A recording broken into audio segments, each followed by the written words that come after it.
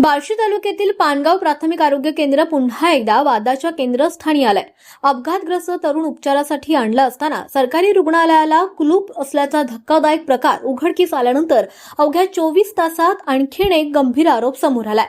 कुटुंब नियोजन शस्त्रक्रियेसाठी आलेल्या महिलांकडून पैशांची मागणी करण्यात आल्याचा दावा लाभार्थी कुटुंबियांनी केलाय। कवे येथील रवेश सुखदेव शिंगण यांनी केलेल्या तक्रारीनुसार पत्नी ज्योती शिंगण यांच्या कुटुंब नियोजन शस्त्रक्रियेसाठी 2 सिझेरियन प्रसूती झालेल्या महिलेला 2000 रुपये भरावे लागतील असं सांगण्यात आलं। ही रक्कम आरोग्य कर्मचारी डंबरे यांच्या फोनपे खात्यावर पाठवण्यास सांगितल्याचा आरोप करण्यात आला असून त्यानुसार 2000 रुपये ऑनलाईन पाठवल्याचा दावा तक्रारदारानं केलाय। याचबरोबर सौंद्रे येथील मच्छिंद्र विष्णू पवार यांनीही असाच आरोप केलाय।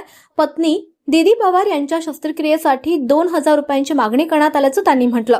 आर्थिक अडचणीमुळे त्यांनी 1000 रुपये संबंधित आरोग्य सेविकेला दिल्याचा दावा देखील करण्यात आलाय। विशेष म्हणजे शासनाकडून कुटुंब नियोजन शस्त्रक्रिया पूर्णपणे मोफत उपलब्ध असताना देखील पैशांची मागणी झाल्याच्या आरोपामुळे आरोग्य अवस्थेची विश्वासार्हता पुन्हा एकदा प्रश्नचिन्हाखाली आली आहे। एका बाजूला डॉक्टर अनुपस्थित आहेत तर रुग्णालयाला कुलूप आणि दुसऱ्या बाजूला पैशांच्या मागणीचा आरोप। त्यामुळे पानगाव प्राथमिक आरोग्य केंद्रात नेमकं सुरू आहे तरी काय असा संतप्त सवाल आता नागरिक विचारतायत। सलग 2 दिवसात समोर आलेल्या या गंभीर घटनांमुळे आरोग्य विभागाची कार्यपद्धती संशयाच्या भोवऱ्यात सापडली आहे। संबंधित प्रकरणाची निपक्ष चौकशी करून सत्य जनतेसमोर आणावं आणि दोषी आढळणाऱ्यांवर कठोर कारवाई करावी अशी जोरदार मागणी नागरिक आणि सामाजिक कार्यकर्त्यांकडून होतीये।